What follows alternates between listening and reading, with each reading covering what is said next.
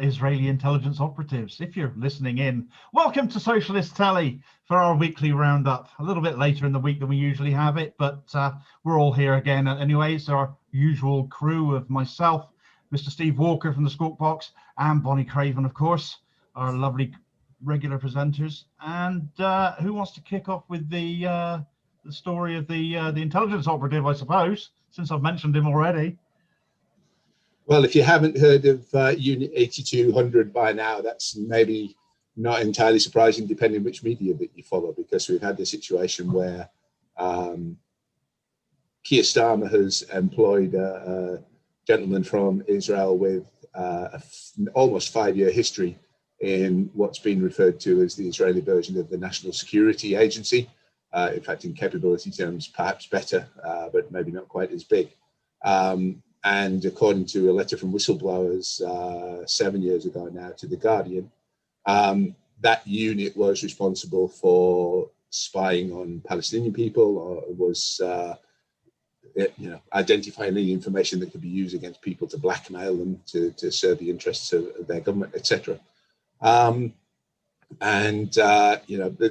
He's in a job now of social listening, i.e. keeping an eye on everybody's social media for Keir Starmer's office. Now, I don't care which country it comes from. If you are a former operative for an intelligence service, it's probably a problem to have you in the Labour leader's office.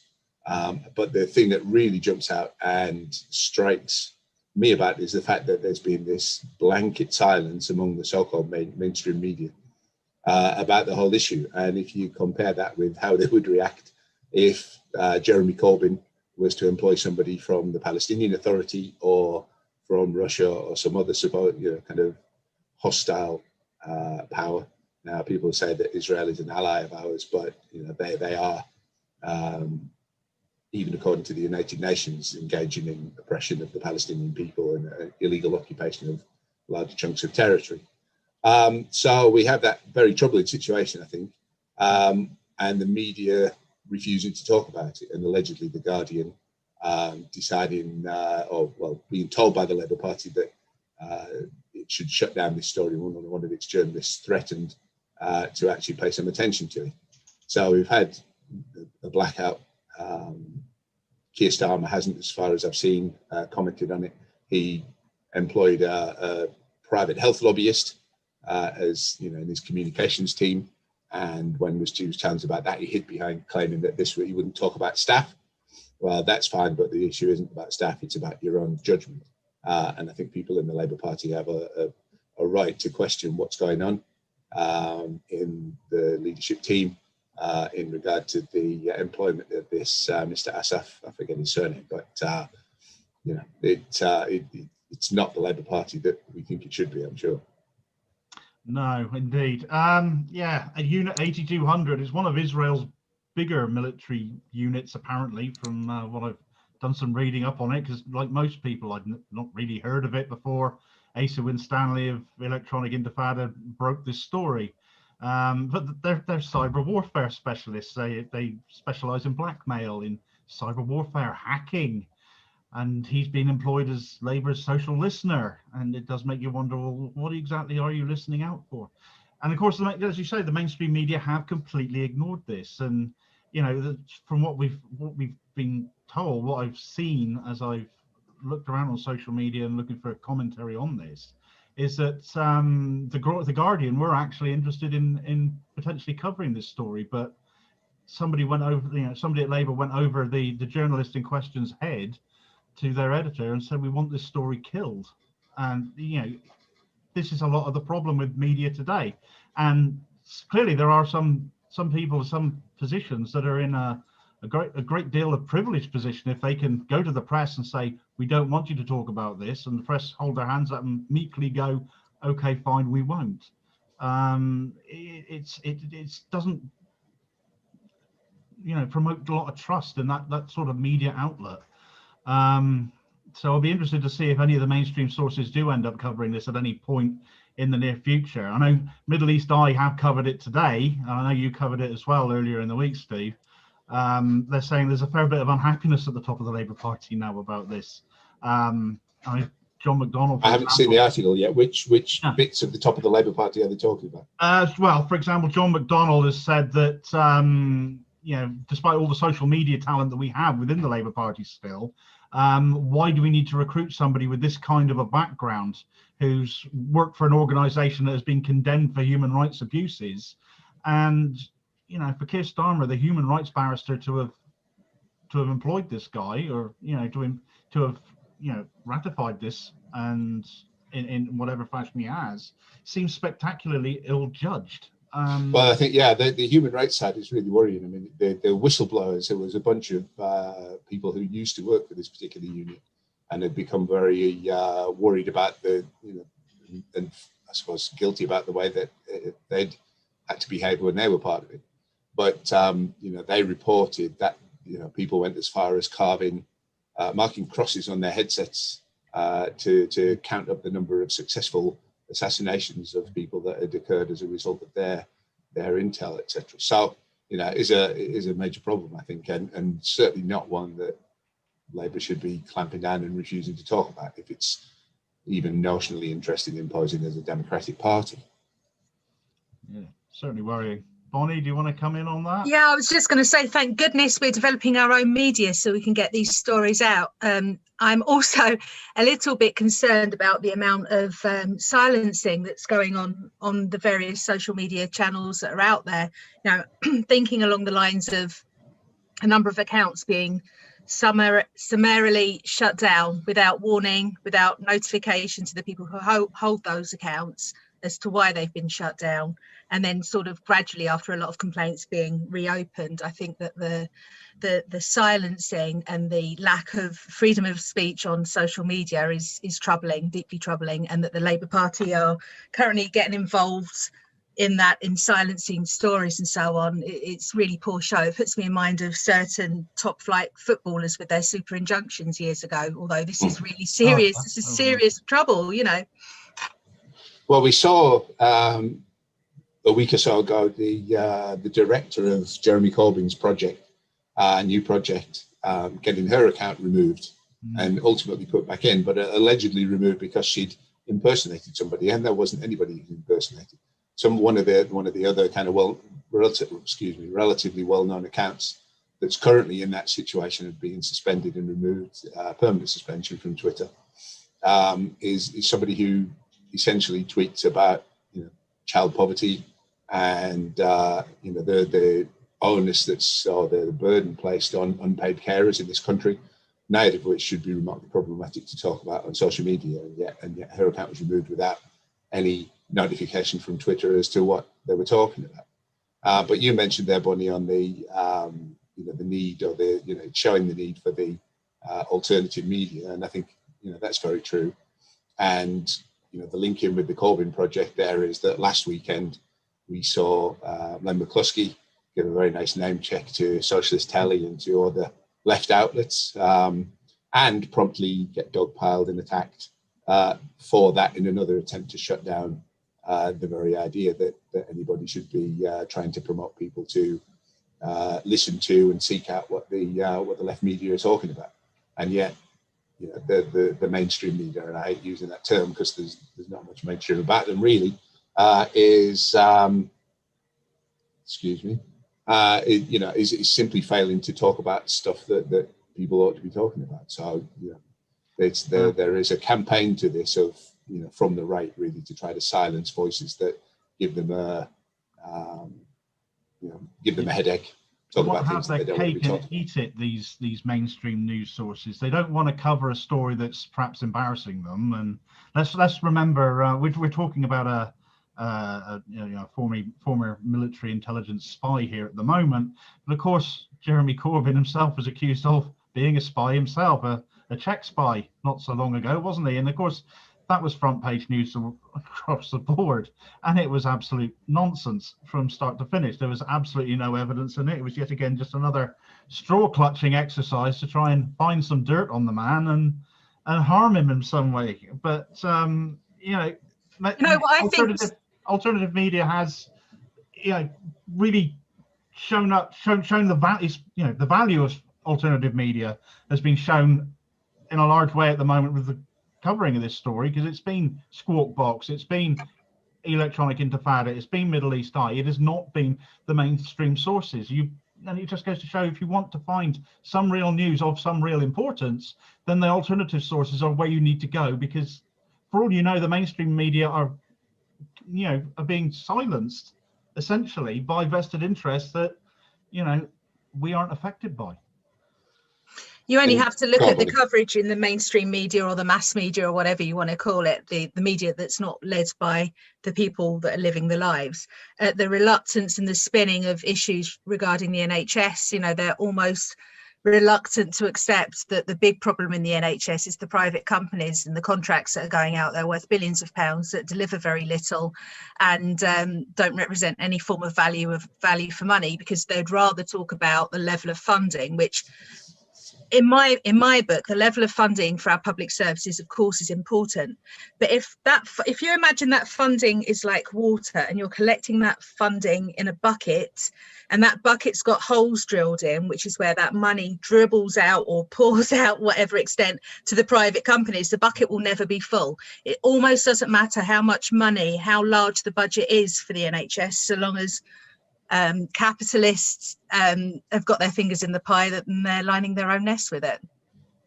Yes, I think another area where we've seen the value of the left media this week, and again a part played in that by Socialist Telly, has been in the coverage of the student strike, because I can't recall ever seeing the students being really given a voice to talk about what's going on with them, why they're doing what they're doing, what sort of situations they're facing.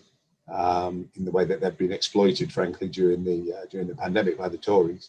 And this week we've had the students on twice, at least, on Socialist Telly, able to give voice to their own situations. Did you guys manage to follow those programs? Yeah, they were horrific. Those kids, they've left home for the first time. They're finding their feet as adults. They've landed up in the middle of a pandemic in a room that's not theirs, in a circumstance that they've got no control over. And for them to be fenced in, literally, to their accommodation at university, being expected to pay extortionate rents and tuition fees for lectures that never happen face to face, is completely and utterly unacceptable. It just shows everything that's wrong with the marketisation of education. Yeah, completely agree. Being forced to pay their rents when they're not able to, whether either they're at home and they're not able to use their accommodation, or they're actually locked in, as you say, and just being screwed over in the worst, most pernicious ways. It was brilliant that we've had several students on this week, because so often this is the demographic that gets disenfranchised, is not heard, they're not listened to, or they don't vote. And well, we've proven in recent years that actually they are engaged. They will vote if you give them a reason to support you. But that's exactly the point. They want a reason. They want somebody to say, we're hearing you, we're listening to you, this is what we're going to do to help you. And I think now, sadly, we're falling back towards the fact that they're not being heard at all anymore. And it's brilliant that, for us, especially on Socialist Telly, to have given them a platform today. And we need to have more students on across the board, I think, because they really do make such excellent points and they aren't heard anywhere else. Just to give a quick plug for those two programs, which will still be available online for people to catch up. I mean, some of the stuff that we heard about from them was things like, the police barging into people's accommodation, university authorities responding to people with mental health issues by building fences around their accommodation. And worse. I mean, that's barely scratching the surface of some of the things. So I would encourage anybody who's watching now, if you haven't already seen them, find those programs. It was Howard Beckett's Strike TV, and they were also on the night before. I'm trying to remember what the title of the discussion was there, but let the people talk about what's happening to them, and then get straight from the horse's mouth the information, and people will be a lot better informed.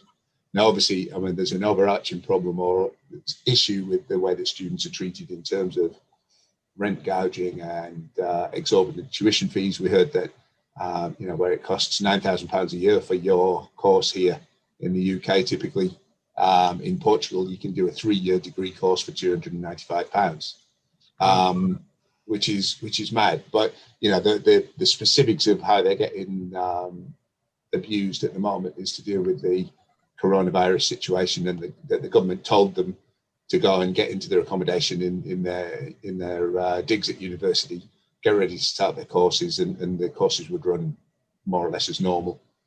Nothing like that has happened. But we've also seen then on the schools front, the Tories take a step which was long overdue but welcome, of deciding they were going to close schools, and then deciding that they would broaden the criteria for who was a vulnerable person or a key workers kid that would be allowed to still go to school even while they're closed to everybody else. So wide that essentially some of the classes have almost been at full complement, even though nationally they're supposed to be shut for the lockdown. And we've seen the Office for National Statistics just for today get a bit of a spanking from the UK Statistics Authority for the vagueness and lack of context it provided in some of the data that the Tories used for a long time to claim that schools were safe. And at the same time, just this week, the Deputy Chief Medical Officer repeated that claim and saying that there's no significant evidence, I think was the way she put it, that the schools are playing a major part in driving the pandemic. And yet at the same time, data being released from the Department for Education that showed that it was anywhere between 1.2 and 8 times, I think was the 7 times higher risk to school staff in terms of contracting the virus compared to the general population.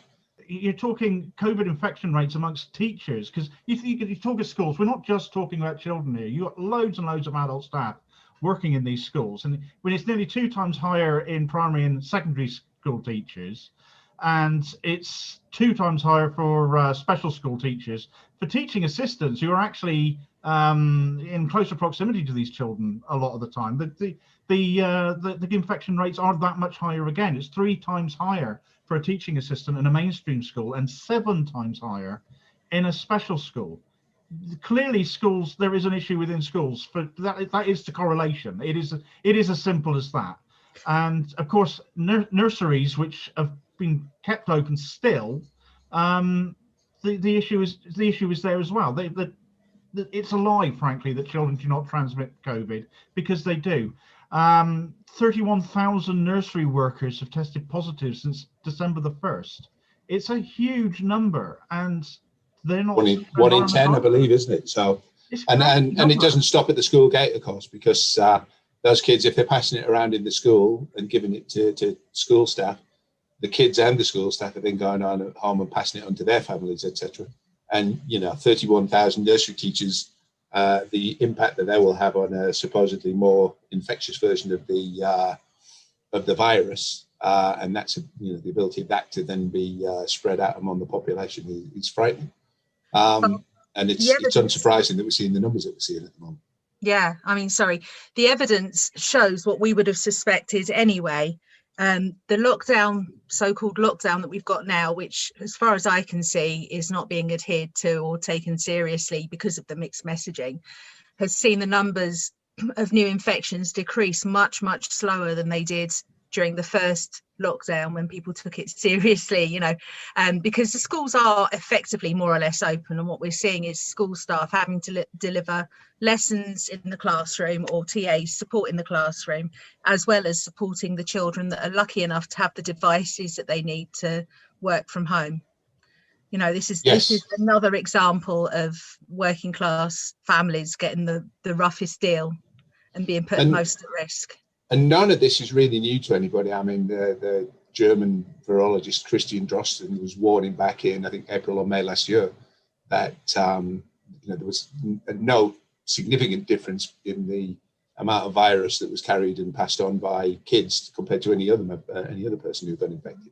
And yet, for months and months, the government continued to deny that this was the issue, and then they ultimately had to admit that it's happening, and now they're trying to pretend they haven't admitted it. But it's that it's not the only area where we've seen the government, the Tories, take forever to do something and then be treated by the mainstream media as though it was a good idea to suddenly come up with it. So, it's only in the last week or so that we've seen the Tories now announce that finally they're going to have some controls on people coming in. Still not really anywhere near similar to what we've seen in somewhere like New Zealand, where they actually have centres for people to be properly quarantined in rather than just being told to isolate. But March last year, they were told that they should be doing this. They finally get around to it 10 months later, and the media treats it, acts as their stenographers essentially to say, okay, this is what the government's decided to do, and isn't it great? They're taking this measure. 10 months to come up with something that they could have done on the first day. Yeah, I mean, one of the things that really bothers me, particularly for adults working with the youngest children in the nurseries and preschools and all those kind of settings, is that they're frontline workers. They can't possibly do their jobs with any form of face covering. They're doing things, they're changing babies' nappies, they're up close and personal, they're picking the babies up.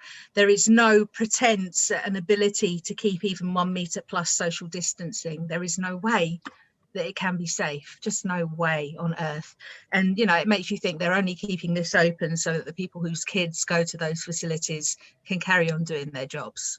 Now, jobs need to be done, people need to be earning money, but perhaps we need to relook at supporting people financially so that we can try and see the back of this pandemic, because we've had a ridiculously high death rate of this virus.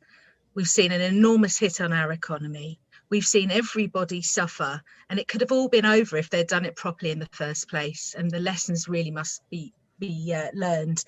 And I think that we need to start having an opposition that's calling for a public inquiry in the mishandling of this catastrophe. Yeah, it's a public inquiry. I mean, I applaud calls for public inquiry on this kind of issue when I hear it. But if you look at what's happened in other major catastrophes, and the public inquiry has tended to be used to allow things to go cold and public attention to move on as much as anything. I think we should be seeing people. We should be seeing people in the dock. Absolutely. I mean, look at Grenfell. On Newsnight. Just look at Grenfell's what I was thinking of. Yeah. So, that public inquiries are a typically used device, I think, often to give the impression that something's being done and that there's some kind of transparency without giving away really too much and making sure that nobody ever ultimately comes, is held accountable for it. We've seen, getting on for 100,000 officially recognised deaths in this country, and I think it passed 100,000 a long time ago in real terms. But they're now admitting 100,000, and yet the people who are essentially responsible for that are regularly on the TV and allowed to speak almost unchallenged about how great a job they're doing. If you look at New Zealand, we've seen, I think September was the last time that New Zealand had a coronavirus death. Yeah. And their total deaths for the entire pandemic, I think, is 25. And we've seen 100,000 admitted to by the government, probably higher than that. And we're not, people aren't out with pitchforks, people aren't out demanding that these people be led off in handcuffs and put on trial. I wonder sometimes what kind of country we live in and how much of an actual democracy it is when we're allowed, we allow the media to keep us distracted as much as they do. Yeah, that is the trick, isn't it? I mean, the media are telling us what, they're essentially, it feels like what they're instructed to tell us, what they're allowed to tell us, because they're not allowed to actually be critical of this government. You see other news outlets in other countries, and they will absolutely hammer their governments when they're in the wrong, when they're doing something poorly. I mean, you've only got to look at, for example, the CNN coverage of Trump in recent months, especially since he lost the election over there, that they have really, laid into him, and in no uncertain terms called out whatever, damage he's done is definitely down to him. But the New Zealand situation is one that we could so easily have emulated. I mean, we are, like New Zealand, an island nation. It would have been so easy to put in these stops and checks that they did at that time, but it just wasn't desirable. The government just didn't want it. At that point, Johnson was on about letting the virus just spread through the population. It wasn't until he became ill himself that there was any remote change of tune. But even that change of tune has only come in as far as, as little as he can possibly get away with. He'll protect himself and protect, others like him. But yeah, as Bonnie has said already, you can see where the concentrations of the virus are in the country by geography, and that geography correlates directly to areas of poverty and deprivation. Well, and speaking of which, I mean, we're now, we've seen the government ministers, etc. I'm sure all get their 2 doses of the vaccine, and you can bet your bottom dollar it'll be the Pfizer one, which is reportedly the most effective. And their families as well, I'm sure. But in the last 24 hours, it's been confirmed now essentially that the government is funneling about 50% of the vaccines away from the north, vaccine stocks for the next few weeks, to bring them down into the south. And and yet the place in the country that has the highest number of its most vulnerable elderly people vaccinated is Gloucestershire, with about 82%. But you don't hear of the government taking vaccines away from somewhere in the south to route them somewhere else in the south. They're taking them from the northeast and from Yorkshire. And that's mixed in with the fact that now the University of East Anglia study has said that the government won't be able to get on top of the pandemic with the mix of vaccines and the strategy that it's using at the moment. And if we want to achieve vaccine-based herd immunity, not the murderous one that Boris Johnson was first suggesting, then they need to be rolling out everywhere and in huge quantities the Pfizer vaccine, because it's the most effective one. I'm not a virologist or medic, but based on the findings of this study, I asked the Department of Health last night whether there was any difference in the mix of vaccines that they were moving down to the south compared to what they were leaving up in the north. And the deadline for a response on that was 10 o'clock this morning. Hours later now, we're still waiting I'm still waiting for any kind of response from them on that, which makes me worry that there is something that they don't want to say, because it would be easy enough to say, no, the mix is the same in the north and in the south. So are they taking the best vaccines down to the south and leaving the north with the ones that don't work quite so well? Yeah, it's the way it's been written about. It does kind of imply that the government is taking the vaccines from the north and bringing them south, and apparently it's because the north are doing so well at distributing the vaccines that they're getting ready to move on to the under 80s, and because they're needed elsewhere in the country, we're just going to take them back out of the north. So sorry, North, you're being punished for being good at doing your job. You think the common sense thing would be, if the north is organised better for getting people vaccinated, bring some of the people who are organising that from the north to the south for a bit and let them help on that, rather than actually funneling the virus away from people. North-south divide could be lethal in some cases. Bonnie, have you live in the south? What's your perspective on this? The thing, I mean, I'm in the south, and initially the reports were that only 5% of Londoners had received the vaccine, which is obviously such a ridiculously small amount, although I think it's improved over time. The key drivers to any delay in getting this vaccine distributed, apart from the obvious errors from the government, is there seems to be an issue with people delivering the vaccines. And I'm wondering why we're not hearing of dental nurses, for example, being asked to help, or pharmacists being asked to help. I'm a little bit concerned by this idea of calling in all these volunteers to deliver a vaccine. There are trained people that know how to deliver injections. So I'm not sure why they're not handing those out. I can't comment on bringing the vaccines out of the north down to the south or what have you, because I'm just not in a position to have that. But if that is indeed what's happening, obviously it's ridiculous. They need to sort out a proper supply chain. And I did hear yesterday as well that the floods in the Cambridgeshire area may have jeopardized the storage of some of the vaccines as well. So once again, we've got a case of infrastructure failing, which is going to damage the rollout of the vaccine, because these floods that we're seeing increasingly are as a result of underinvestment by the privatized water companies in managing floods and so on. And obviously then we've got to also look at the impacts of global warming and climate change, that's meaning we're seeing quite so many floods. You know, whole areas across the middle of the country were wiped out by a storm in January. You know, this is when we get weather. We should be able to cope with it. So let's take 10 minutes or so at the end of the programme to look at the stuff that's going on in the Labour Party. We've got a bit of it's been a bit of a busy week from the point of view of right-wing Labour stuff. There's been gross interference in the affairs of Scottish Labour by the London Labour Party, with the removal, more or less, of the leader of the Scottish Party, and before that, the removal of the Scottish General Secretary.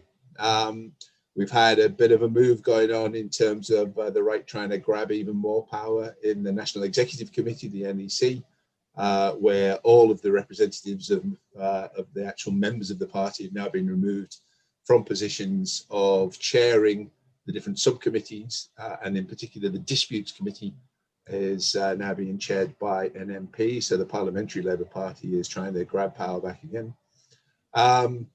We've had, on the good side with the Labour Party, moves by MP Ian Byrne, who is from the city and a very good working class MP who has been involved from the beginning with the Fans Supporting Food Banks movement, and he has worked hard with the fan supporting guys to get Liverpool City Council to support a motion to make Liverpool the first right to food city in the UK, and that's a big campaign going on now, with more towns and cities looking at doing it, and Liverpool Council, to their credit, voted that through unanimously.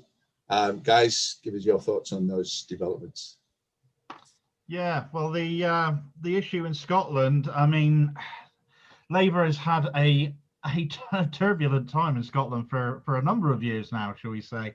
And to see Westminster Labour, English Labour, I suppose, for all intents and purposes, interfering to the point that we've seen Richard Leonard removed, allegedly at the behest of donors, does present a worrying precedent as far as democracy within a democratic socialist party goes. Quite frankly, it's pretty scary stuff, and it certainly shows the people of Scotland absolutely no reason to trust Labour now more than they ever did before, because this is the sort of thing that drove people away from Labour in Scotland. This interference from what they saw from a Westminster bubble, people who were not Scottish or representative of Scotland at all, dictating and laying down the law as to what they can and cannot do. And this is exactly why they embraced the SNP, quite frankly. Bonnie, what do you think? Yeah, I'm quite concerned about the power grab taking away the levels and layers of democracy within our party as well, because what it does is it lessens the voice of every single member in our party. And of course, we saw last year the annual conference switch to an online event, which was basically a talking shop with no possibility of voting or participating in those meetings whatsoever. Now, it didn't ought to be beyond the ability of the Labour Party to facilitate some voting functions. I mean, trade unions managed it, so I'm not quite sure why an organisation the size and heft of the Labour Party couldn't allow members to take part on a delegate basis, the same as it would have happened if we were able to meet in person. I'm really quite concerned about the power grabs on the NEC, and about what we're hearing with regards to selection processes and so on for future candidates standing in elections and so on. It looks like somebody has got some kind of prototype in place for what they think we all should look like, think and behave, and that's really not good enough. We're supposed to be the party of the people, by the people. Yeah, we're not seeing and I think the people in Scotland would rightly feel that the Westminster-based party has treated them with contempt in the past month or so, since they got rid of the General Secretary, and now the party leader in Scotland's been removed.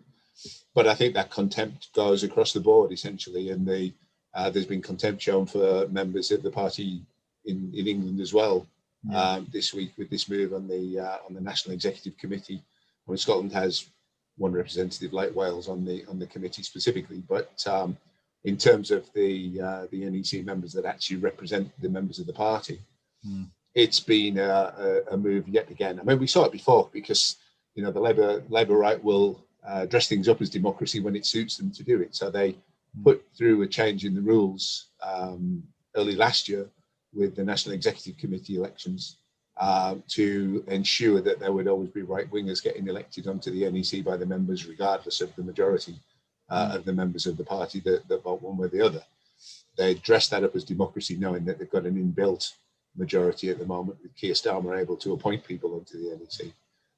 But when it also suits them, they'll equally discard even the pretense of democracy altogether and just move to disenfranchise and silence the member voices on there. So we've elected people to get onto the NEC to represent our opinions and interests, and those people have been sidelined as far as the party can exploit the rules in order to do that. And it's a worrying trend that the levers of control that the members should have to whatever degree over the way that the party is behaving and what the leadership can do are just being discarded, even down to changing rules in contests and so on that should normally be approved by the Conference of Members and Unions as the sovereign body. Yeah, of course. Absolutely. The NEC is supposed to be representative of the Labour Party as a whole. Its makeup is supposed to be reflect the diversity of the broad church that is the Labour Party. But to have every single left-wing representative on the NEC removed or prevented from holding any officer's role or chairing any subcommittee, and in fact a lot of those roles going to MPs who happen to sit on the NEC, does smack of not just a power grab from the right, but a power grab from the parliamentary Labour Party itself. And it does smack of Keir Starmer trying to bring more power back to the parliamentary end and disenfranchise the members again, which is it's the way of the bad old days, and that didn't work. Why return to such a tried and tested and failed way of running the party? A conference is not supposed to be about a shop front where the great and the good stand on a stage and tell us what they're going to do to us and for us. It should be a matter for voting. And of course, the fact we didn't get to vote on the appointment of a new General Secretary last September is having serious repercussions now across the whole of the membership. So with the fact that events over the summer like Glastonbury are already being cancelled because of coronavirus, my concern is that once again annual conference will become a non-voting showcase that you might as well just catch and watch on the news for all the input we've got in it. We once again won't have a chance to accept or reject the current General Secretary who's acting in our name without our consent. Absolutely. I think so, and I think also the developments are, they ought to really, if Keir Starmer was switched on to what was going on, they ought to be worrying him as much as anybody else, because I think that the pieces are being put in place ready for when the right decides that they want to make a challenge and topple him and replace him with somebody that's even more to their liking. And I don't know if you guys saw, and we'll maybe make this the last note of the thing, as it's a bit of a lighten up. In fact, no, we'll finish off on food, right to food, but. This week on Twitter, there was an image that was actually published voluntarily by Keir Starmer's constituency party, where they had a curry fundraising Zoom night. That looked like fun, didn't it?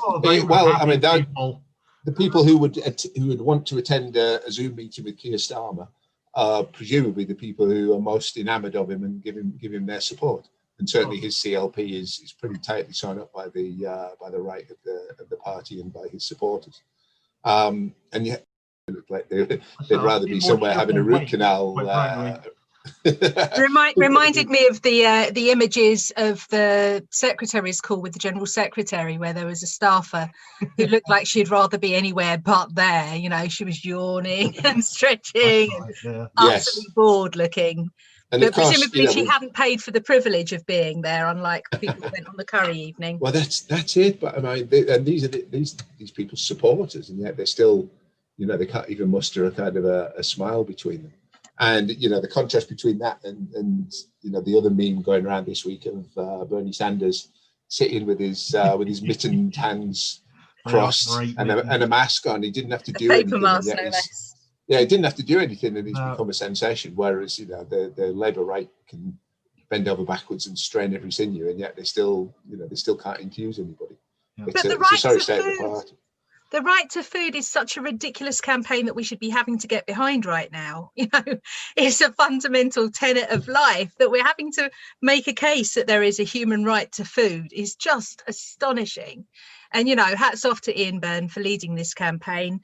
It would be quite nice if it got some backing from the front bench of our party, wouldn't it?